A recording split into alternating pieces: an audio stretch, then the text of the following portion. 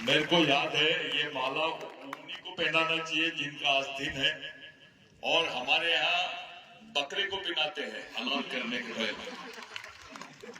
तो मैं मोमेंट का बकरा हूं और मैं जानता हूं इनकी राजनीति क्या है। उन्होंने जब भी बताया कि बाल सफेद हो गए इसका मतलब हम बूढ़े नहीं हुए। ये दिमाग से अभी भी जवान है, इनको मालूम है किसकी कुर्बानी कब देना है। तो अभी मेरा नंबर लगाया है। साथियों,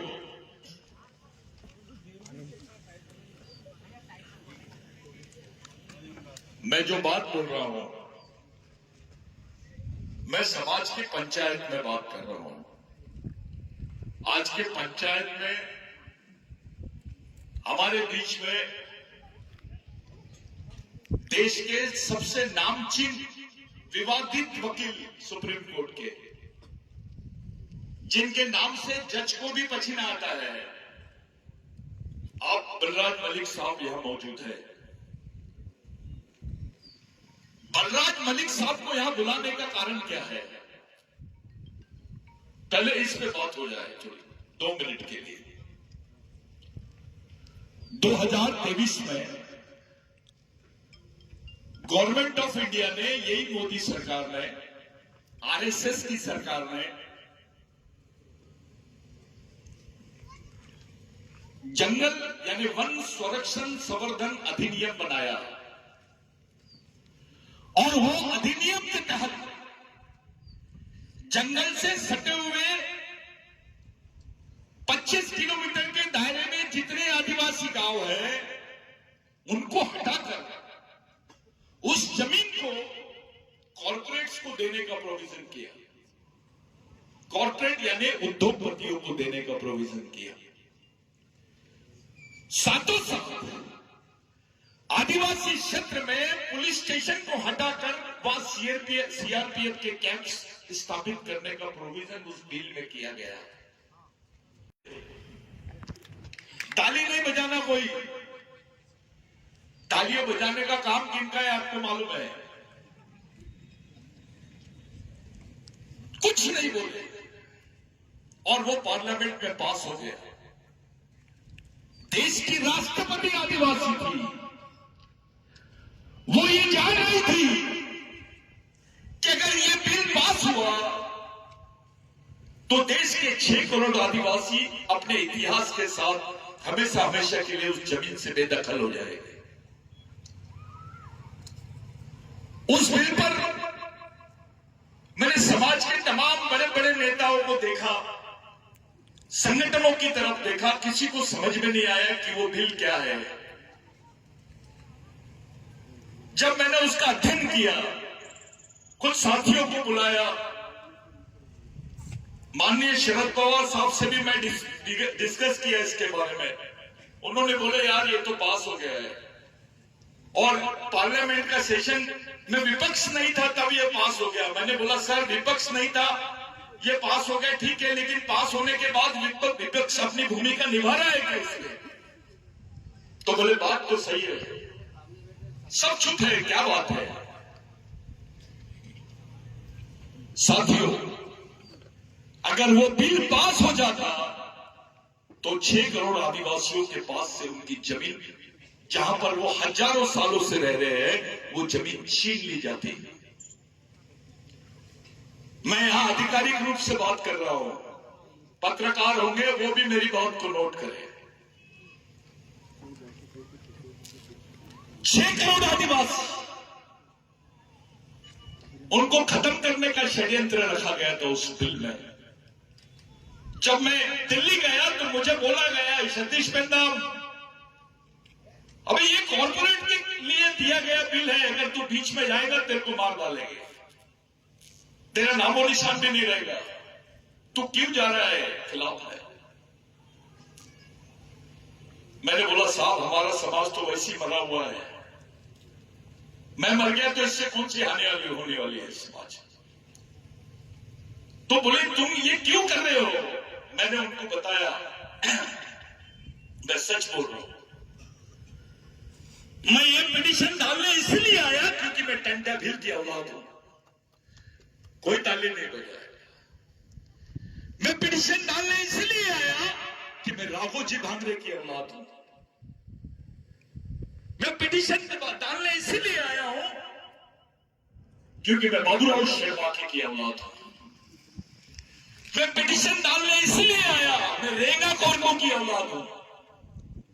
मैं पिटीशन डालने इसलिए आया क्योंकि मैं अंबेडकर की औलाद हूं। मैं पिटीशन डालने इसलिए आया क्योंकि महात्मा फुले की औलाद हूं। और मैं पिटीशन डालने इसलिए आया क्योंकि मैं बिरसा मुंडा की औलाद हूं। वो पिटीशन के लिए साथियों सुप्रीम कोर्ट का कोई वकील तैयार नहीं हो रहा था। तब मैं बलराज मलिक साहब को लाया, उनको समझाया और इस व्यक्ति ने डेयरिंग के साथ में सुप्रीम कोर्ट में उसकी पिटीशन को फाइल किया और आज वो पिटीशन को स्टे लगा हुआ है, उसको रोक दिया गया, उसमें त्रुटियां निकाली गई और वो कानून अभी भी, वो जो प्रस्ताव है कानून का अभी भी सुप्रीम कोर्ट के सामने पेंडिंग है। अगर वो कानून फिर से लागू हो जाता है तो फिर 6 करोड़ आदिवासियों के सर पे से छत हट जाएगी, उनकी जमीन से, उनके पैर के नीचे से उनकी जमीन चली जाएगी। ये मामूली बात नहीं है। कुछ लोगों से मैं मिला जब मैं मध्य प्रदेश में आया, ठाकुर दादा बिल्कुल सही बोल रहे थे। लाइनमैन दादा था, जादव दादा थे, हमारे सेनानी साहब, करू सेनानी साहब आज हमारे बीच मिलेंगे। हमारी पूरी टीम यहां पर जो मौजूद है वो सब लोग थे। मैं जब नया नया यहां पर आया, मैंने देखा कि समाज का पढ़ा लिखा अधिकारी, समाज का एमएलए, समाज का मिनिस्टर भगवान टंटे भील को चोर बोलता है, डकैत बोलता है, मामा बोलता है। मैंने बोला यार ये कौन सी बात हो गई। साथियों मैंने 12 साल लगाए भगवान टंटे भील को समझने के लिए, उनका इतिहास खोजने के लिए। 12 साल के बाद में मैंने एक स्टेटमेंट किया। पहला स्टेटमेंट मेरा यही था, बाबा बाण नाम के एक राइटर है महाराष्ट्र के, जिन्होंने टंटे भील में बहुत काम किए, लेकिन टंटे भील के बारे में अभी भी 2 बातें अभी भी उलझी हुई है। कुछ लोगों ने बोला कि टंटे भील को फांसी दी गई। मैं मानता हूं, अबे फांसी देने के बाद उसकी बॉडी तो थी ना, उसको कहीं तो गाने होंगे, उसकी मजार कहां पर है? गवर्नमेंट के पास कोई जवाब नहीं है इसका। दूसरी बात मैंने पूछा कि गवर्नमेंट के रिकॉर्ड में टंटे भील का जो जन्मदिन है वो कहां पर है? उसका भी कोई रिकॉर्ड नहीं है। एक ऐसा आदमी जो इस देश में मालिकियत की बुनियाद रखता है। संविधान ने आपको आदिवासी बनाया, यूएनओ ने आपको इंडिजिनियस पीपल बनाया, लेकिन टंटे भील वो भगवान का नाम है जिसने आपको मालिक बनाया, ओनर बनाया। वही टंटे भील का आधार लिया सुप्रीम कोर्ट ने 2010-2011 में नंदाबाई भील की जजमेंट में। वो भील कम्युनिटी की लेडी जिसको नंगा घुमाया गया महाराष्ट्र में, तमाम यातनाएं दी गई, उसके बाल काटे गए, उसके ऊपर क्रिमिनल ट्राइबल का स्टैंप लगाया गया, गुनहगार लगाया गया। वो बेचारी हाईकोर्ट में गई तो वहां उसकी रिजेक्ट होगी पिटीशन। जिन्होंने मारे उन पे केस नहीं, लेकिन वो भी लेकर के उस पे केस लगा दी गई। हमने महाराष्ट्र के बिरसा ब्रिगेड की मार्फत महाराष्ट्र के एमएलए को रूम में बंद कर दिए थे। मैं आधिकारिक तौर पे बोल रहा हूं ये बात। उनको दूसरी भाषा में समझाए, टंटा मामा की भाषा में समझाए, सीधी भाषा में नहीं समझ रहे थे वो। ऑपरेशन टंटा भील करना पड़ा, फिर उनसे साइन लिए और सुप्रीम कोर्ट में वो पिटीशन लगाई गई और सुप्रीम कोर्ट में पूरा मटेरियल बिरसा ब्रिगेड के मार्फत सप्लाई किया गया। और इस देश के 7 साल के इतिहास में ऐसा जजमेंट नहीं आया, पहली बार जजमेंट आया और सर्वोच्च न्यायालय ने माना कि आदिवासी देश का पहला नागरिक है, वो इस देश का मूल मालिक है। ये बिरसा ब्रिगेड की देन है, ये टंटा भील की देन है। जस्टिस काटजू ने भील समुदाय के बारे में तो सोचा, लेकिन टंटा भील की वॉरियर ऑफ इंडिया अमेरिका में पढ़े जस्टिस काटजू उसके बारे में, ऑस्ट्रेलिया में पढ़े, ब्रिटेन में पढ़े। टंटा भील के किस्से केवल निमार, मारवा और महाराष्ट्र में नहीं, दूसरे देशों में भी पढ़ाए जाते हैं। आज भी है, एकेडमिक स्टडी है उसकी, उसके एविडेंस है, उसके प्रूफ है। विश्व के कई देशों में टंटा भील को जाना जाता है। अंग्रेज तो उनके दुश्मन थे। ऐसा कौन सा शख्स है जिसको उन्होंने डायरेक्टली बोल दिया कि भाई अंग्रेजों ने टंटा भील के बारे में लिखा ब्रिटिश टाइम्स में कि he is a Robin Hood, real Robin Hood. Robin Hood का मतलब क्या होता है? भगवान के समकक्ष।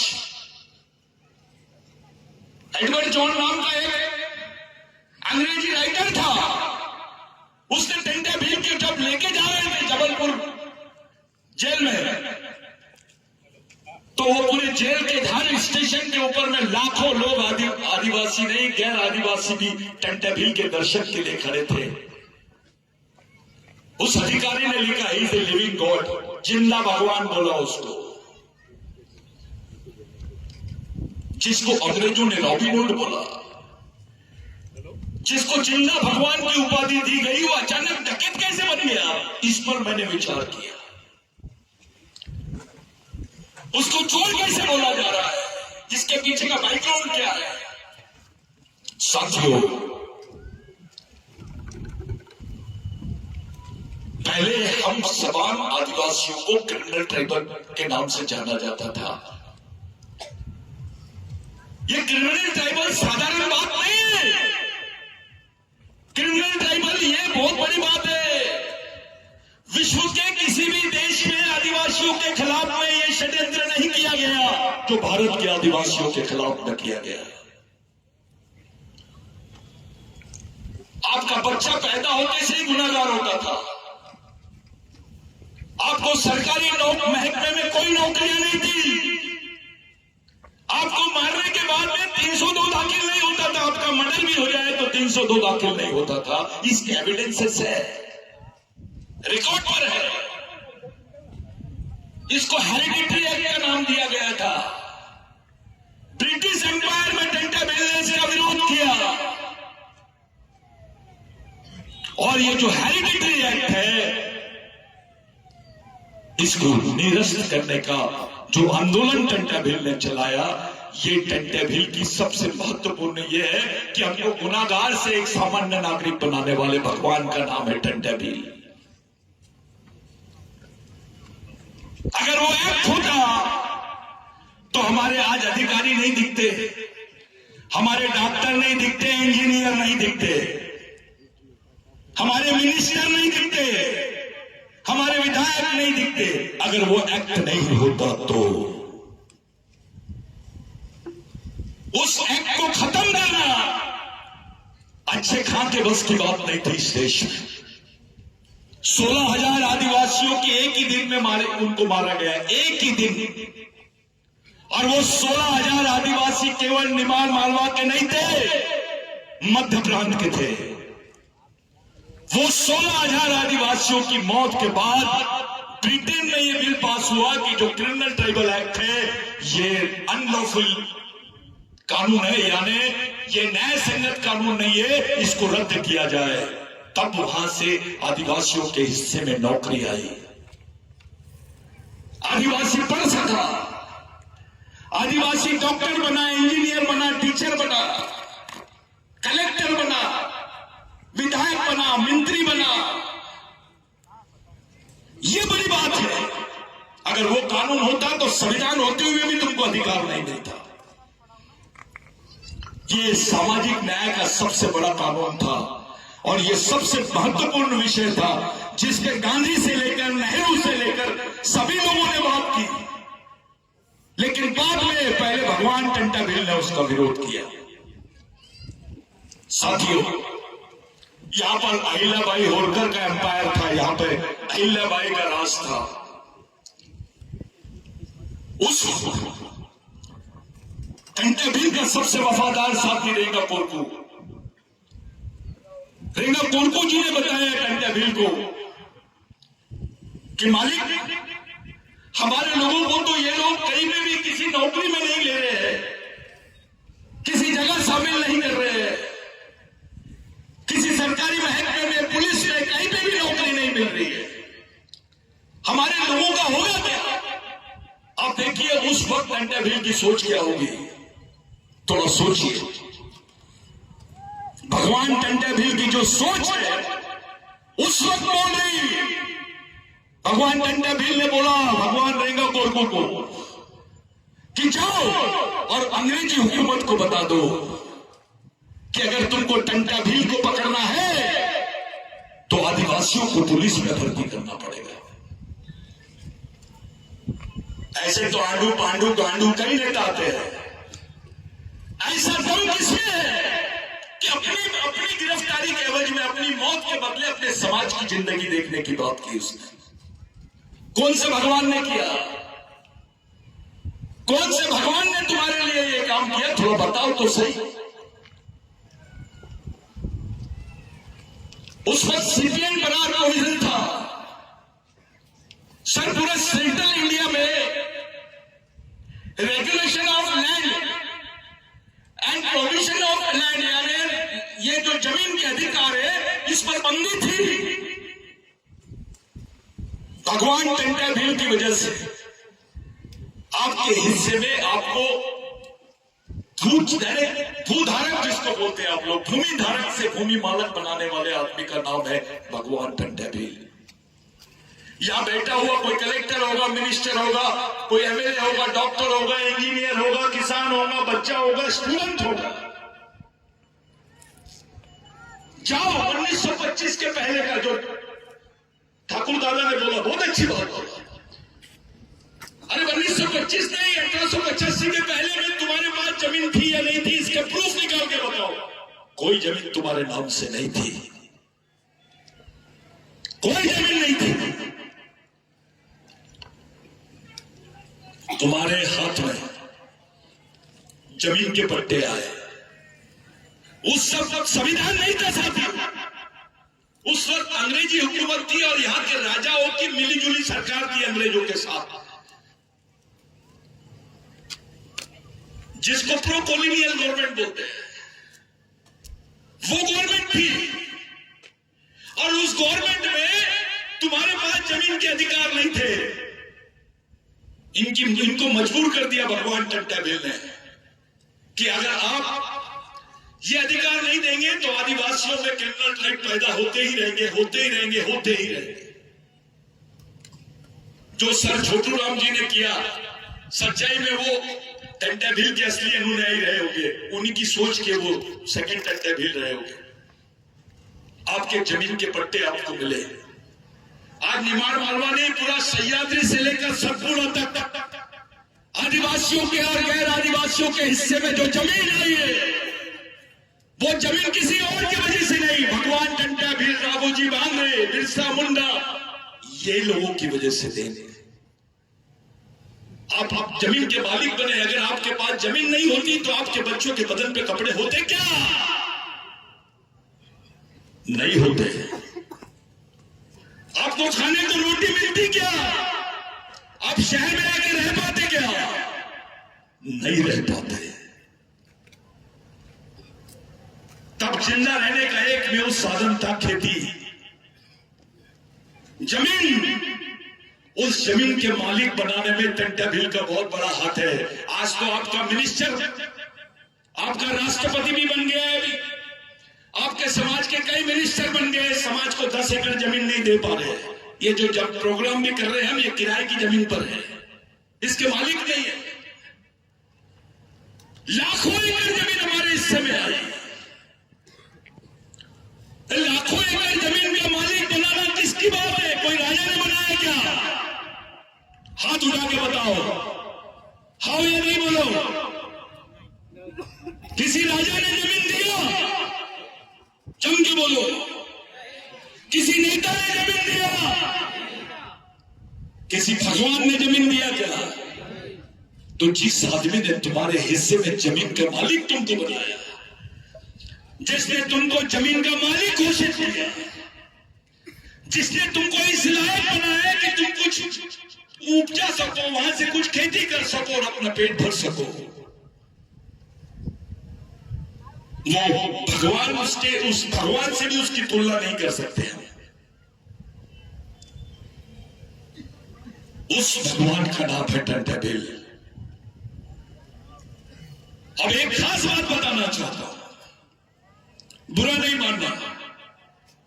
पहले हमारी मां बहनों को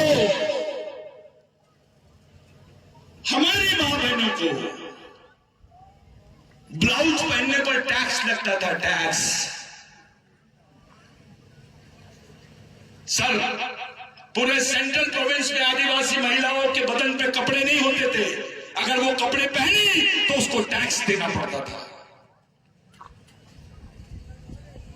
ये मनुवादी व्यवस्था थी, राजा आदिवासियों का, लेकिन राज मनुवादियों का। हमारी मां बहनों को टैक्स लगता था। अगर उसने पूरे कपड़े पहन लिए तो उसको टैक्स देना पड़ता था, जमींदारों को, यहां के मनुवादी। उस लड़ाई को खत्म करने वाले भगवान का नाम है टंटाबिल। आज हमारी मां बहनों के बदन पे कपड़े हैं ना, तो ये टंटाबिल की वजह से है। क्या ऐसा आदमी डकैत हो सकता है जिसको इंडियन रॉबिन हुड नहीं, जिसने इस देश में देश नाम की परिभाषा को खड़ा किया? सेंट्रल प्रोविंस एक्ट जो था, भारत का पहला एक्ट था जिसकी वजह से संविधान अस्तित्व में आया। बाद में बिरसा मुंडा की लाइन आई। साथियों, टंटाबिल को हमारी जरूरत नहीं है। टंटाबिल को हमारी जरूरत नहीं है। ऐसा समाज जिसने उसको गद्दार बोल दिया, ऐसा समाज जिसने उसको डकैत बोल दिया, ऐसा समाज जिसने उसको चोर बोल दिया, वो उसके खून का हो ही नहीं सकता। इतना गद्दार सारा खाना टंटाबिल की है और गारा पांडे जी की है।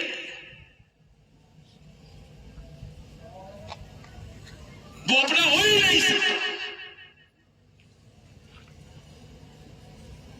उस व्यक्ति की जरूरत, उस भगवान की जरूरत आदिवासियों को है। भगवान को हमारी जरूरत नहीं है।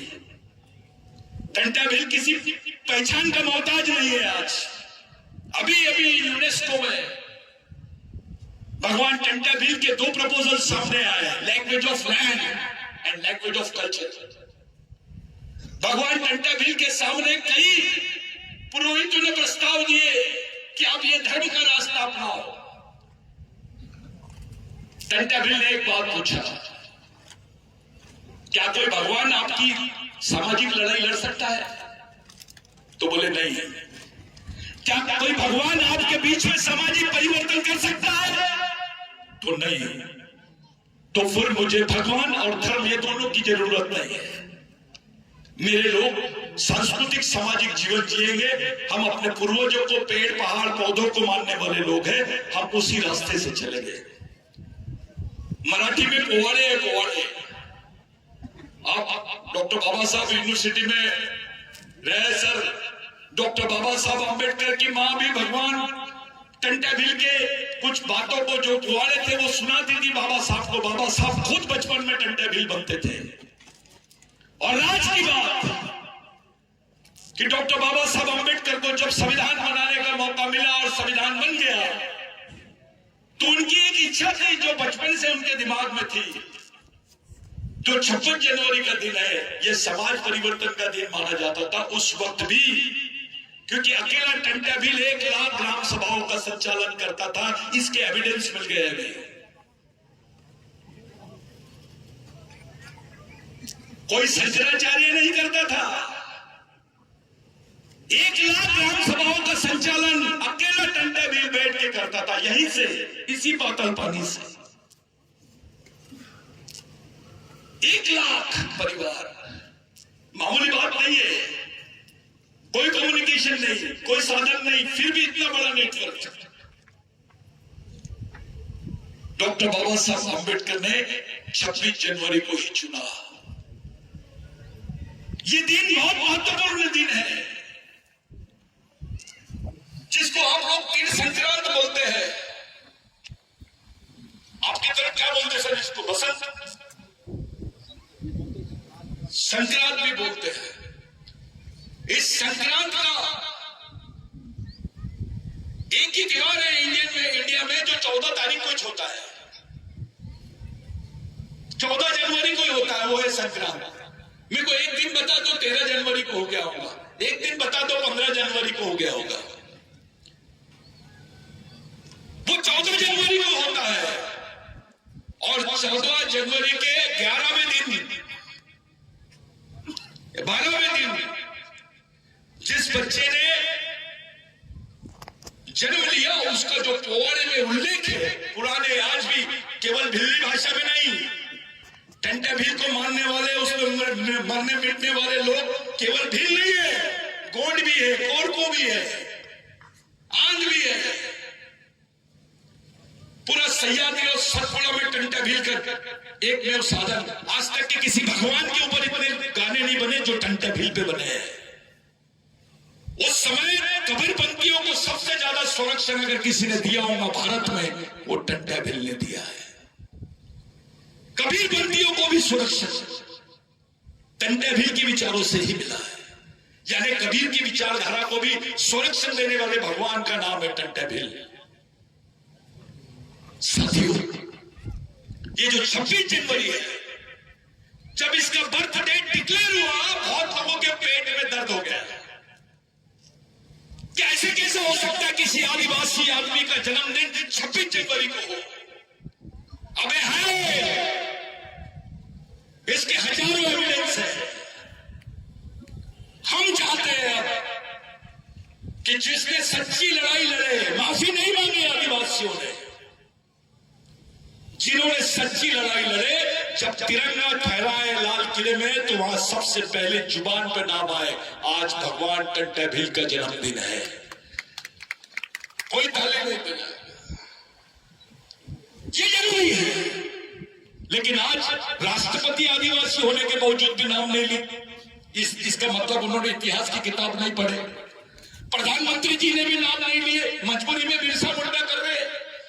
उनको समझ में आ गया अगर बिरसा मुंडा इतना खतरनाक है तो इसका बॉस कितना खतरनाक होगा।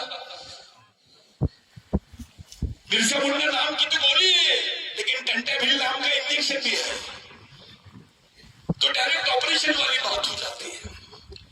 अभी एक ही को हजम किए, तो टंटा भील जो शब्द है साथियों, ये शब्द अपने आप में आदिवासियों का प्रेजेंटेशन करता है, उसका नेतृत्व करता है। आप लोग, मैं, पूरे देश में षड्यंत्र चालू है सर। यूनाइटेड नेशंस में एक कॉन्स्पिरेसी मैंने आपको बताया था सर, कि यहां के कुछ सो कॉल्ड इंटेलेक्चुअल्स लोगों ने ये बोले कि निमाड़ मालवा में और राजस्थान में, गुजरात में पाए जाने वाले जो भील वंश के लोग हैं वो आदिवासी नहीं है। वो ग्लैडस्टोन डुमडुम की किताब में भी मेंशन किया है उसने कि आदिवासी नहीं है, ये आदिवासी वंश के मालूम नहीं होते, ये राजपूत होते हैं। यानी इस कौम को आदिवासी की सूची से बाहर करने का षड्यंत्र, वो भी इंटरनेशनल लेवल। यानी आपको अभी तक के राष्ट्रीय संवैधानिक अधिकारों से वंचित रखा गया, लेकिन उनकी लाइन भी है अंतरराष्ट्रीय संवैधानिक अधिकारों से भी वंचित करने की है। यानी नेशनल राइट्स के साथ साथ इंटरनेशनल राइट्स को भी ये लोग खत्म करना चाहते हैं। लेकिन अपनी किस्मत इतनी ऊंची है कि भगवान टंटा भील को ऑस्ट्रेलिया का आदिवासी जानता है, ब्रिटेन का आदिवासी जानता है, रेड इंडियन अमेरिकन भी बोल रहा है we are having some knowledge about Tantya Bhil. वो ये नहीं बोल रहे कि हमको मोदी के बारे में जानकारी है, वो ये बोल रहे हैं हमको भगवान टंटा भील के बारे में जानकारी है। ये वो नाम है साथियों जिसकी तुलना नहीं की जा सकती, जिसके काम की किसी से तुलना नहीं की जा सकती है। दुख इस बात का होता है कि हमारे लोग हमारे ही आदमी का मत प्रचार, यही मऊ से डॉक्टर बाबा साहब अम्बेडकर का जो जन्म स्थान है, इसी मऊ से पूरे विश्व में बाबा साहब की विचारधारा गई। क्या आपको ऐसा नहीं लगता कि भगवान टंटा भील की विचारधारा पूरे विश्व में यहीं से जाना चाहिए? अरे जाएंगे क्या? हमने तो दिमाग को लॉक करके रखे हैं, जो दिमाग का कारखाना है, जो विचारों की प्रोसेसिंग है, वही बंद कर दी हमने। कोई मिशन नहीं। बच्चा तो किसी भील का है, बच्चा तो किसी जादव का है, किसी XYZ का है, आदिवासी का है, लेकिन सुनता तिवारी जी की है। बच्चा आपका और उसके दिमाग में सोच तिवारी जी की, कैसा लगेगा? यानी आपने मां बाप होने का फर्ज पूरा नहीं किया, आपने केवल रोटी दे दी उसको। लेकिन मानव होने के नाते सबसे महत्वपूर्ण गुण रहता है इंसान का विचारधारा। जानवरों के अधिकार नहीं होते, जानवरों की कोई विचारधारा नहीं होती, आदमी की विचारधारा होती है। हमने अपने बच्चों को विचारधारा नहीं दी है, उसको समाज नाम की चीज ही नहीं समझाया। इसलिए तो बिलाला बोल रहा है, इसलिए तो मारेला बोल रहा है, इसलिए तो भील बोल रहा है, इसलिए तो गोंड बोल रहा है, प्रधान बोल रहा है। ये जो वैचारिक नपुंसकता है, इसने समाज को खोखला बना दिया है। साइंस बोलता है कि पूरे देश के आदिवासियों का DNA एक है, पूरे विश्व के आदिवासियों की संस्कृति एक है, उनकी समस्या भी एक जैसी है, उनका शोषण भी एक जैसा है, उनकी संस्कृति भी। तो फिर समाज भी एक क्यों नहीं हो सकता साथियों? कोई बिलाला बारेला कोई अलग अलग नहीं है। मैं तो बिलाला और गोंड का कनेक्शन बता देता हूं, DNA और सांस्कृतिक का। आपको समझा के बता सकता हूं कि आप एक खून के एक ही वंश के लोग कैसे हैं। मैं दलितों का आदिवासियों के साथ कंडीशन संपर्क समझा सकता हूं, OBC का समझा सकता हूं। हम अपने भाई को दुश्मन समझ ले। भगवान रेंगा पोपू ने बोला था, जो अपने भाई को नहीं पहचान सकता वो दुश्मन को नहीं पहचान सकता, और जो दुश्मन को नहीं पहचान सकता वो लड़ नहीं सकता, और जो लड़ नहीं सकता ऐसे आदमी को गांडू बोलते हैं। हमने अपने ही भाई के साथ दुश्मनी बोल ली। बिलालों का अलग संगठन, बारेला का अलग, भील का अलग, कोट का अलग, कोरकू का अलग। इतने देर साइने हो गए क्या? अम्बेडकर के भी बाप बन गए, भगवान टंटा भील के भी बाप बन गए। अब इनका विरोध मत करो। समाज में जो जो ऐसे संगठन कर रहे हैं उनका सत्कार कर दो सबके सामने। हार मान जाओ कि तू ही हमारा अम्बेडकर है। इससे दरारें बढ़ेंगी। समाज एक जगह कैसे आएगा इस पे कोई चर्चा ही नहीं कर रहा है। जाति पे चर्चा हो रही है, पार्टी पे चर्चा हो रही है, संगठन पे चर्चा हो रही है, नेता पे चर्चा हो रही है, लेकिन समाज पे चर्चा नहीं हो रही है। पूरे भारत में किसी ने जब भी बताया इतनी लड़ाई लड़ी, 70% आदिवासियों ने लड़ाई लड़ी है आजादी की, और वो जल जमीन जंगल से जुड़ी हुई लड़ाई थी। टंटा भी फांसी दी गई। यहां पे सब पढ़े लिखे लोग हैं, मेरे युवा साथी है, मेरी मां बहने हैं, टंटा भील को फांसी, रेंगा कोरकू को बाद में मारा गया जहर देकर,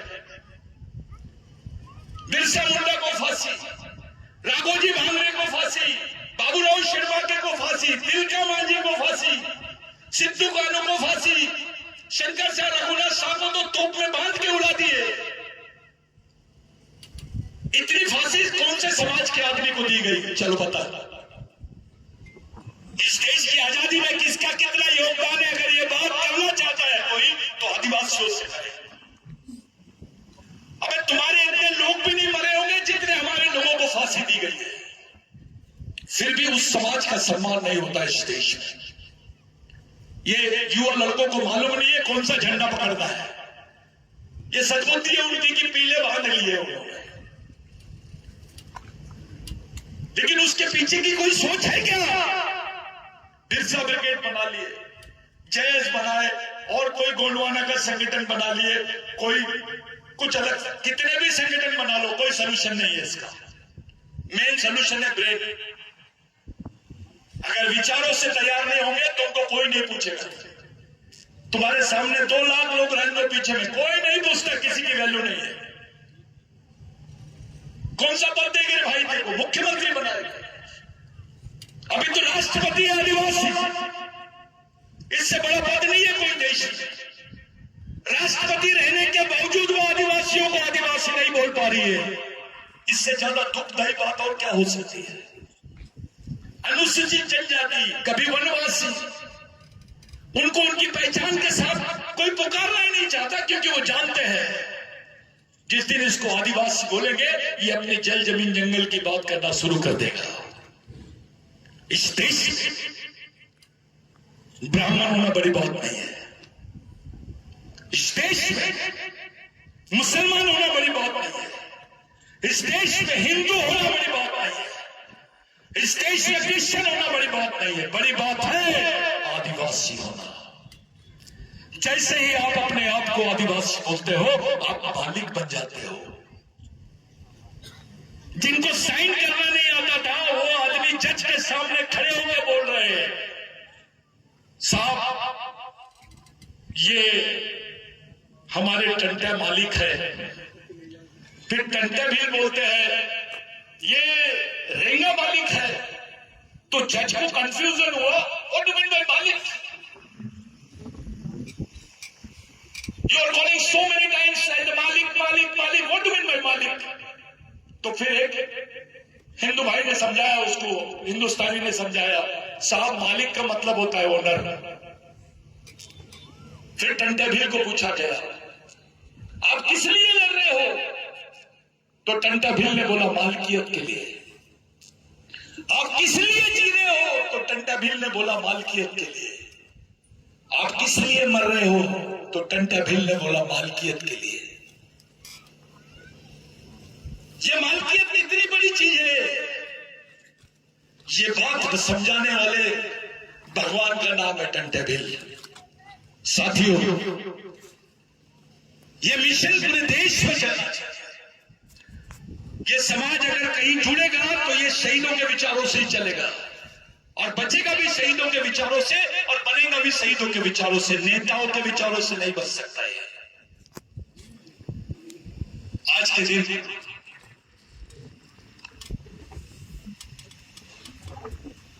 मैंने आपको 2 उदाहरण दिया था। क्या हुआ छत्तीसगढ़ में, क्या हो रहा है गढ़चिरौली में, क्या हो रहा है उड़ीसा में, क्या हो रहा है मणिपुर में? थोड़ा पढ़ो, पेपर पढ़ो, समझ जाएगा तुमको कि आदिवासी एरिया में क्या चल रहा है। अभी यहां मध्य प्रदेश गवर्नमेंट के भी कुछ अच्छे अधिकारी सब लोग हैं। मैं एक न्यूज सुनाता हूं आपको।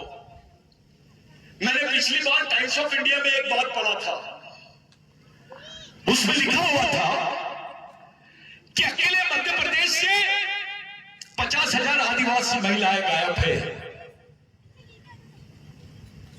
कितनी? वो मर गई, जिंदा है, कहां गई, इसकी कोई खोज खबर नहीं है। अकेले मध्य प्रदेश में 25,000 से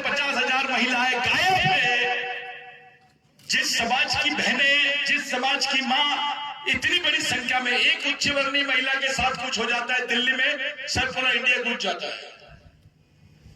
यहां तो 25,000 से 50,000 महिलाएं गायब है यार, वो मर गई है जिंदा है ये भी नहीं मालूम, उनकी बॉडियों के पार्ट निकाल के बेचे गए क्या, उनके साथ बलात्कार किया गया या उनको जला दिया गया, इस पर भी कोई चर्चा नहीं है। और समाज उत्सव मनाने के चक्कर में है। जिस समाज में एक साथ 25 से 50,000 मौतें हो जाती है, वो भी बहनों की, वो समाज सीरियस क्यों नहीं है, गंभीर क्यों नहीं है, वो उस बारे में सोच क्यों नहीं रहा है, ये प्रश्न खड़ा होता है।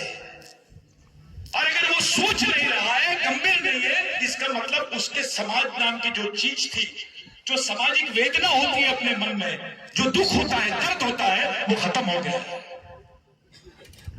वो एक व्यक्ति के प्रति जो भावना होती है सामाजिकता की, वो सामाजिक भावना ही खत्म हो गई है, क्योंकि हमारे समाज से सामाजिक विचारों को ही खत्म करने का षड्यंत्र किया गया है। अभी राजनीतिक विचारधारा का कार्यक्रम चालू है,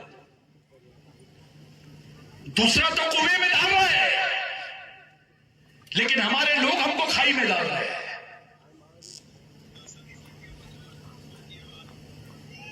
मैं आप लोगों से पूछता हूं,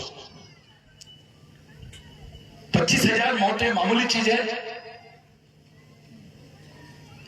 अच्छा, मौत हो गई तो सुन लेना आदमी इसके वजह से मर गए, अबे वो मरे हैं कि जिंदा है यही नहीं मालूम।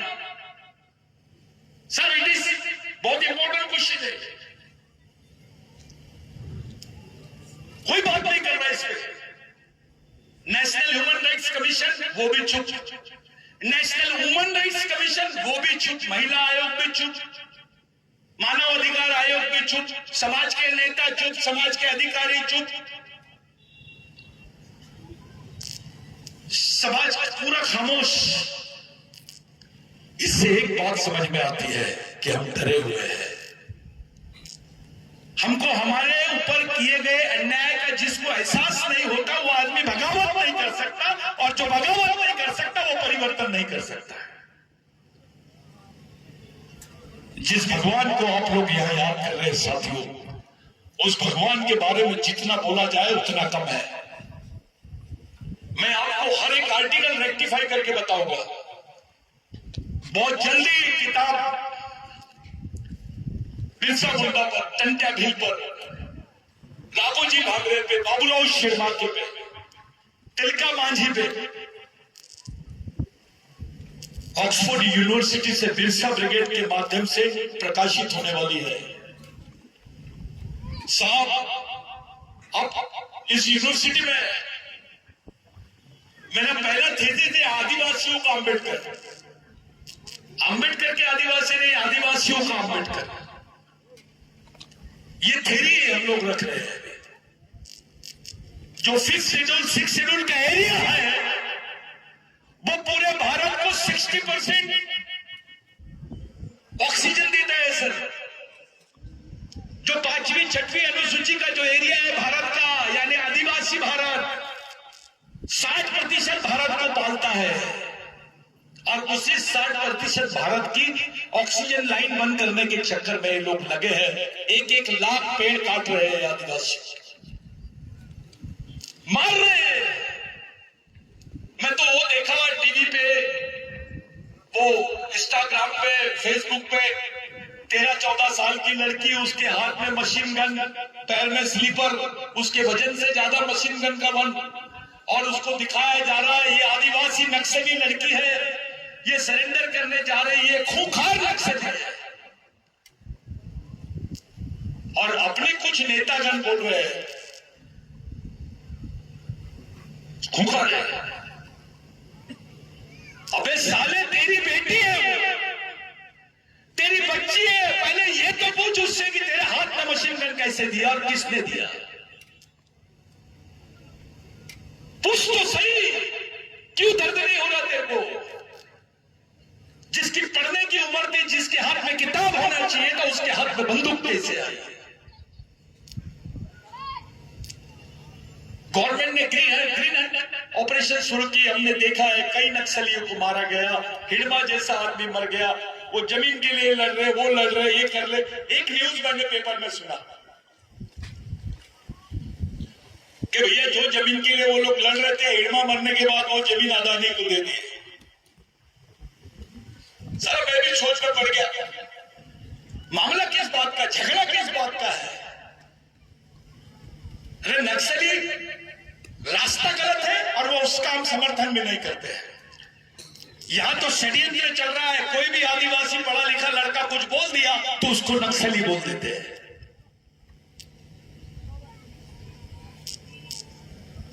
आदिवासी कोई नक्सली हिंदू हो सकता है, मुसलमान हो सकता है, आदिवासी भी हो सकता है, लेकिन पूरा आदिवासी समाज नक्सली है, ये जो समझाने की कोशिश की जा रही है, इसको जो रचा जा रहा है षड्यंत्र, ये सबसे खतरनाक षड्यंत्र है, घिनौना षड्यंत्र है। जिस दिन आपको नक्सली बोल देते हैं, पुलिस को अधिकार हो जाते हैं आपको गोली मारने का, उस पर कोई एफआईआर नहीं। तो भैया क्रिमिनल ट्राइब और नक्सली, ये दो शब्द में क्या फर्क है? पहले क्रिमिनल ट्राइब बोल के मारते, अब आपको जबरन नक्सली बोल के मारेंगे। हम लड़े तो लड़े कैसे? पूरे सुप्रीम कोर्ट में आदिवासी जजेस नहीं है, यहां सुप्रीम कोर्ट की पर्सनालिटी बैठी है। एक अच्छा आदिवासी वकील नहीं है सीनियर, जिसके पास जाके आप अपने एससी एसटी के रिजर्वेशन की बात कर सको। और सबसे ज्यादा भ्रमित अगर कोई है तो समाज का पढ़ा लिखा कर्मचारी अधिकारी वर्ग, उसको आरक्षण के सिवा डेवलपमेंट का कोई रास्ता ही नहीं समझ में आता है। वो जंगलों में रहने वाले बच्चे के एजुकेशन के बारे में, वहां के आश्रम स्कूलों के बारे में बात करने को तैयार नहीं है। वो जल जमीन जंगल के प्रश्नों को बोलने के लिए तैयार नहीं है। ये बड़ा दुखदायी मामला है। बिरसा मुंडा की थ्योरी है, मैं 5 मिनट और बोल सकता हूं कि नहीं? बिरसा मुंडा की थ्योरी है, जिसको गॉड बोलते हैं। G for guardian, O for owner, D for driver. G for guardian यानी पालक, O फॉर ओनर यानी मालक, और D फॉर ड्राइवर यानी चालक। जो समाज का चालक, पालक और मालक है, वही समाज का भगवान है। और यही है समाज के पढ़े लिखे लोग, कर्मचारी अधिकारी, यही समाज के सच्चे भगवान है। लेकिन हुआ क्या, जो जीओडी गॉड था वो डीओजी डॉग हो गया, उल्टा हो गया, पूरी प्रोसेस उल्टी हो गई। जो समाज का, परिवार का हेडमैन था, वो डेडमैन बन गया है। बहुत अच्छा आदमी है, बहुत पढ़ा लिखा आदमी है, अच्छा अधिकारी है, किसी के लेने देने में नहीं रहता है, सवेरे ऑफिस जाता है, शाम को घर में आता है, इतवार को टीवी और बीवी में रहता है। अब ऐसा आदमी जिसका समाज में कोई योगदान नहीं है, ये जिंदा आदमी नहीं, मरा हुआ आदमी है, फिर वो कलेक्टर क्यों ना हो? समाज जिंदा आदमियों से बनता है, मरे हुए लोगों से नहीं बनता है। हमारे में अगर मजदूर भी है तो वो जिंदा होना चाहिए, उसकी सामाजिक भावना जीवित होनी चाहिए। साथियों, ये एक सामाजिक मिशन है, ये कोई संगठन नहीं है।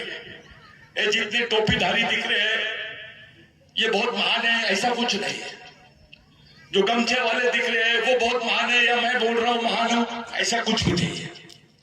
जब तक हमारी सामाजिक सोच, हमारी वैचारिकता और हमारा वैचारिक सिद्धांत, जिसको आइडियोलॉजी बोलते हैं, सोशल आइडियोलॉजी, हम समाज के सामने नहीं रख देते, देश के सामने नहीं रख देते, हम अपना अस्तित्व बचा नहीं पाएंगे। और ये चुनौती है। दुश्मन ने हमको विचारों से ही जीता है, पहले हमको विचारों से जीतना पड़ेगा दुश्मन। सर छोटू राम का जो संघर्ष हमारे मलिक सर बता रहे थे, बुनियादी रूप से वही संघर्ष रहा है। वहां पे आज जो किसान आंदोलन कर रहे हैं, ये इनको मालिक बनाने वाले भगवान का नाम है सर छोटू राम। वो पंजाब प्रांत में काम था उनका, जिससे नेहरू से लेकर गांधी से लेकर सभी प्रभावित थे। और छोटू राम जी संभवतः टंटा भील से प्रभावित होंगे, बिरसा मुंडा से प्रभावित होंगे, इसमें कोई शक नहीं है सर। आप लोग सामाजिक ध्रुवीकरण की प्रक्रिया को समझो। जिस तरीके से ये लोग हमारे को बांट रहे हैं उस षड्यंत्र को समझो। अपने सामाजिक प्रयत्न को, अपने सामाजिक ईमानदारी और समझदारी को सामने रखो। यहाँ बैठा हुआ हर बुजुर्ग कर्मचारी, चाहे रिटायर्ड हो या अभी पोस्ट पर हो, या बाकी सब लोग, आप अपने जिंदा रहते हुए इस सामाजिक मिशन की नींव रखो। इस समाज में जहां पे हम बैठे हैं, एक एक अनपढ़ आदमी पूरे देश समाज को जिंदा रख सकता है इतने सालों तक, जो भगवान भी नहीं कर सकता है। तो हम तो उसकी औलाद है। कम से कम अपने प्रयत्नों से हम समाज में एक सामाजिक मिशन तो चला सकते हैं। और यही सामाजिक मिशन की विचारधारा, यानी टंट्या भील की विचारधारा, भगवान टंट्या भील की विचारधारा, बिरसा मुंडा की विचारधारा, बाबा साहब की विचारधारा, यही विचारों को लेकर हमारे समाज में हमको प्रचार और प्रसार करना है। समाज समझाना है, समाज के आदमी को समाज के आदमी से जोड़ना है। एक समाज जोड़ो अभियान यहां से शुरू होना चाहिए। साथियों, आज के दिन यहाँ तमाम संगठनों के साथी लोग हैं, मैं उनको अच्छा कार्यकर्ता मानता हूं। मैं खुद को भी और उनको भी नेता नहीं मानता हूं, क्योंकि भगवान टंट्या भील की विचारधारा नेता निर्माण नहीं करती, वो सैनिक निर्माण करती है। एक नेता बनाओगे तो 5 साल काम देगा, लेकिन एक कार्यकर्ता बनाओगे, कैडर बनाओगे तो पूरी जिंदगी भर समाज के लिए काम करेगा। आपको टेम्पररी प्रोसेस में काम करना है या परमानेंट प्रोसेस में काम करना है, ये निर्णय आपको लेना है। साथियों, हमारी समस्या हम टुकड़े टुकड़े में बटे हैं। संगठन के नाम से बटे हैं, जाति के नाम से बटे हैं, पार्टी के नाम से बचे हैं, व्यक्ति के नाम से बचे हैं, बट गए। ये व्यक्तिवाद, पार्टीवाद, संगठनवाद, पूंजीवाद, ये जब जो सोच है जो समाज को विभक्त करती है, उसका आइसोलेशन करती है, उस सोच को खत्म करना है। केवल समाज और समाजवाद की तरफ जाना है। हमारे लिए, आपके लिए पर्याय क्या है? अब आप एक सवाल पूछ के जा रहा हूं आपसे। यह बहुत सारे अधिकारी है, रिजर्वेशन खत्म हो गया है, अभी 0.38% रिजर्वेशन मिल रहा है आपको, क्योंकि सब प्राइवेटाइजेशन हो गया है, आउटसोर्सिंग हो रही है। अभी आईएएस अधिकारी को भी आउटसोर्सिंग से भर्ती कर ली है गवर्नमेंट। रिजर्वेशन खत्म और तुम्हारी जमीन खत्म। अब तुम्हारी जमीन भी छीनने की प्रक्रिया शुरू हो गई है। आरक्षण नहीं रहेगा, संरक्षण नहीं रहेगा, आपके पास जमीन भी नहीं रहेगी, जिंदा कैसे रहोगे आप? इस समाज को जिंदा कैसे रखोगे? उसकी रणनीति क्या है आपके पास? ये किसके भरोसे जिंदा रहेगी आपकी आने वाली पीढ़ी? अरे आपका इतिहास खत्म, आपके अधिकार खत्म करने की कगार पे आ गए। 5वीं अनुसूची, 6वीं अनुसूची, अभी कोई नहीं पूछ रहा है। लगातार धज्जियां उड़ा रही है गवर्नमेंट उसकी। आपके सामने जीता जागता उदाहरण है इधर छत्तीसगढ़ का, मध्य प्रदेश, उड़ीसा, झारखंड, आसाम, अरुणाचल, मणिपुर। क्या हो रहा है? साला मणिपुर का एग्जाम्पल तो सेट करके रख दिया हमारे दिमाग में। खुलेआम आदिवासी लड़कियों को नंगा करके लेके गए। देखो, किसी की दुश्मनी भी नहीं तो ऐसा नहीं करते। खुलेआम आदिवासी लड़कियों को नंगा किया गया, उनको सड़क पे घुमाया गया, उनके गुप्त अंगों को खुलेआम छेड़ा गया, सड़क पे चौराहे पे खड़ा किया और उनको बंदूक से मार के उड़ा दिया गया। क्या था इनके दिमाग में? ये क्या दिखाना चाहते थे आपको? प्रधानमंत्री जी बताते, गृह मंत्री जी बताते, हमको कुछ दिनों के बाद पता चला। अरे भाई, पाकिस्तान में कुछ होता तो 2 मिनट में दिल्ली में खबर आ जाती है। मणिपुर में हुआ और आपको 3 दिन बाद पता चल रहा है। पूरे देश ने वीडियो देख लिया उसका। उस पर क्या एक्शन हुई? कुछ हुई? किसी ने कोई एक्शन नहीं लिया। भाइयों,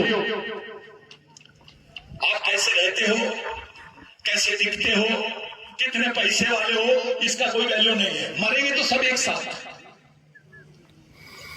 कुछ लोग पहले मर जाएंगे, कुछ वेटिंग लिस्ट में रहेंगे, प्रतीक्षा सूची में रहेंगे, लेकिन मरेंगे सब। और अगर बचना है तो हमको एक जगह आना पड़ेगा। याद रखो साथियों, ये हमारी अंतिम पीढ़ी द्वारा अंतिम पीढ़ी को बचाने के लिए लड़ी जाने वाली अंतिम लड़ाई है। इसको किसी भी हाल में जीतना पड़ेगा अगर अपनी आने वाली पीढ़ी को जिंदा रखना चाहते हो तो। संगठन बहुत छोटी बात है, हर 10 मिनट में 50-60 संगठन बनते हैं आदिवासी समाज में। आपने कोई 10 संगठन भी बना लिए तो उससे कुछ फर्क नहीं पड़ने वाला है। आपको मिशन की जरूरत है, एक वैचारिक मिशन की जरूरत है। आप लोग इतनी बड़ी संख्या में यहां पर आए, मेरे को बहुत अच्छा लगा। पिछली बार मलिक साहब आए थे, लेट हो गए थे, तो हम लोगों को कुछ 100-200 लोगों से बात करके हम चले गए, लेकिन मलिक साहब भी सेटिस्फाइड है, मैं भी सेटिस्फाइड, आप लोग भी सेटिस्फाइड है। हम लोग आने वाले समय में इसी पाताल पानी से जो कार्यक्रम हम लोगों ने राज्य स्तर का किया है, अगली बार जितने लोग हैं सब लोगों से मेरी विनती है, इसको राष्ट्रीय स्तर का कार्यक्रम बनाना है। पूरे देश में सबसे बड़ा तिरंगा, सबसे बड़ा टंटा भील का स्टैच्यू ऑफ यूनिटी से भी बड़ा टंटा भील का इसी जमीन पे हम लोगों ने खड़े करके पूरे देश में और इंटरनेशनल लेवल पे मैसेज देना है कि टंटा भील के सैनिक जिंदा है, इसका समाज जिंदा है, इसके खून में असर है, इसके खून के लोग बेईमान नहीं है। ये एक जगह आज भी तैयार है, जो लड़ाई टंटा भील ने लड़ी वो पूरा समाज लड़ने के लिए तैयार है। ये मैसेज पूरे देश में देना है हमको। इतनी संख्या है, कल 2 लाख लोग जमा होंगे तो प्रधानमंत्री जी को भगवान टंटा भील का नाम लेने के लिए मजबूरी बन जाएगी। जैसे बिरसा मुंडा जी का नाम लेते हैं, वैसे 26 जनवरी के लिए 26 जनवरी के दिन भगवान टंटा भील का नाम होना चाहिए, उनकी जुबान पे आना चाहिए, उनको प्रति सम्मान आना चाहिए। ये देश के वास्तविक भूमालक है।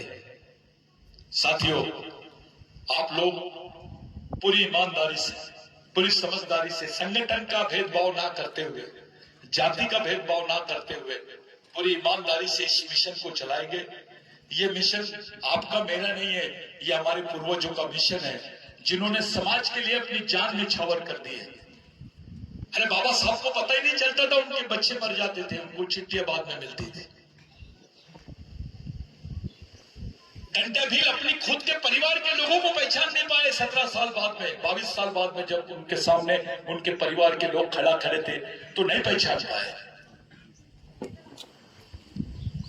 जब उनको फांसी दे रहे थे, ये वाक्य भूल गया था, जब उनको फांसी दे रहे थे तो ह्यूमन ग्रीन नाम के एक अफसर ने उनसे पूछा कि आप मरने के पहले आपकी क्या इच्छा है, आप कौन से भगवान का कौन सा ग्रंथ और क्या करना चाहते हो, देखना चाहते हो, किसका नाम लेना चाहते हो? तो टंटा भील ने बोला, मैंने अपनी समाज को भगवान मान के उसकी उपासना की है, मेरे को किसी ग्रंथ की, किसी भगवान की जरूरत नहीं है। मेरे को फांसी देना है तो मेरे समाज के सामने फांसी दो। वो नाना पाटेकर के पिक्चर में डायलॉग बाद में आया, ये तो प्रैक्टिकल करके दिखाया है। वो टंटा भील है। पूरे देश 3 दिन तक के आदिवासी की जुबान से कुछ नहीं निकला। साथियों, हमको इतना डराया गया कि टंटा के बाद उसके गांव में जाके देख लो, उनके गांव में किसी दूसरे आदमी का नाम टंटा नहीं रखा गया। इतनी दहशत में रखे हमको।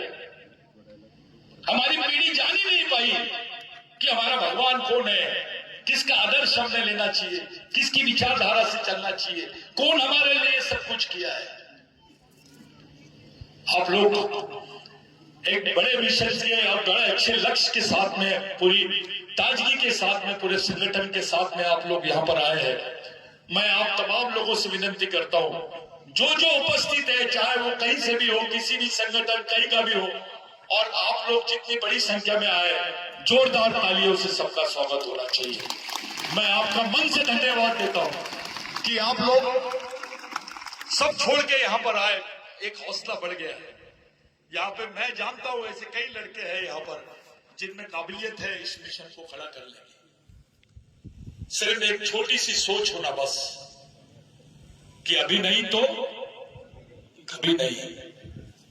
अगर अभी चुक गए साथियों तो इतिहास के साथ खत्म हो जाएंगे। हमारी मां बहनों से भी विनती है, वो शंकर भगवान का उपास करने के बजाय भगवान टंटा भील के बारे में कहानी बताना शुरू करो। अपने बच्चों के कान में फूंको, उसको ओरिजिनल भगवान बताओ।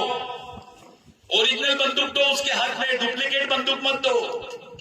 दुश्मन के कारखाने से बंदूक खरीदकर दुश्मन के खिलाफ नहीं लड़ सकते। दुश्मन बंदूक तो देगा, गोली अपने पास रख लेगा। फिर उससे अच्छा तो डंडा है। बंद हवाई जहाज से अच्छी चालू साइकिल है। कम से कम चला तो पाओगे। हवाई जहाज है, बंदे क्या करोगे? क्या के काम आएगा वो?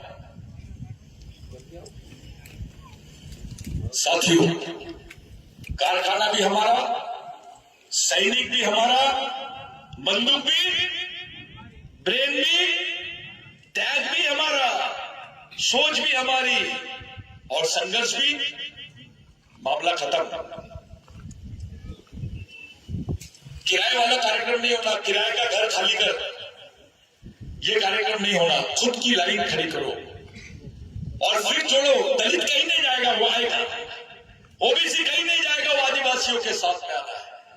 जिस दिन आदिवासी वनवासी हो जाएगा उस दिन इस देश का अल्पसंख्यक दलित ओबीसी स्वर्गवासी हो जाएगा। क्योंकि इनकी सांस्कृतिक पहचान का आखिरी अवशेष यानी आदिवासी समाज है।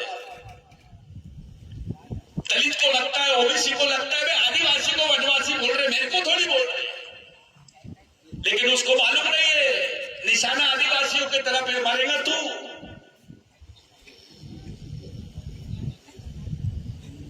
और सामाजिक मिशन चलाने के लिए सोच की जरूरत पड़ती है, उसकी ज्ञान की जरूरत पड़ती है। सोशल साइंस, इसको सोशियोलॉजी बोलते हैं साथियों। लॉजिक, तर्क के साथ। मैं और थोड़ी देर के लिए समझ लीजिए, आदमी का ऑपरेशन करना है और जानवर के डॉक्टर से कराओगे, मरेगा कि बचेगा? तो समाज का ऑपरेशन है तो डॉक्टर भी सामाजिक होना चाहिए।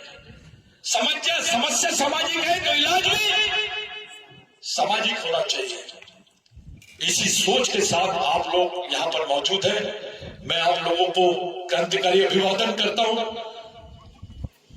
खास करके मलिक साहब का मैं आपको बताने के लिए मुझे गर्व होता है। मलिक साहब अपने पूरे मिशन के लीगल एडवाइजर है और हमारे को रह के उनका योगदान मिलते रहता है। उन्होंने बहुत बड़ी बात बोली है कि पूरे देश के किसान आंदोलन के लोग इस मिशन को साथ देने के लिए तैयार हैं। ये बहुत बड़ी बात है। पूरे सुप्रीम कोर्ट के वकीलों का एक बेंच, एक टीम ऐसा बन गया है जो आदिवासी प्रश्नों को लेकर कभी भी आधी रात को काम करने तैयार है, वो भी निःशुल्क। लेकिन प्रश्न सामाजिक होने चाहिए, व्यक्ति के लिए नहीं। कुछ बातें मैंने गलत बोल दिया होगा तो माफ करना, लेकिन जो सच था मैंने आपके सामने बोला। यह सामाजिक शिक्षा और सामाजिक दीक्षा का मार्ग है जो भगवान टंटा भील से लेकर बिरसा मुंडा तक जाता है, तिलका मांझी तक जाता है, राघोजी भांगरे तक जाता है। ये लोग मिलकर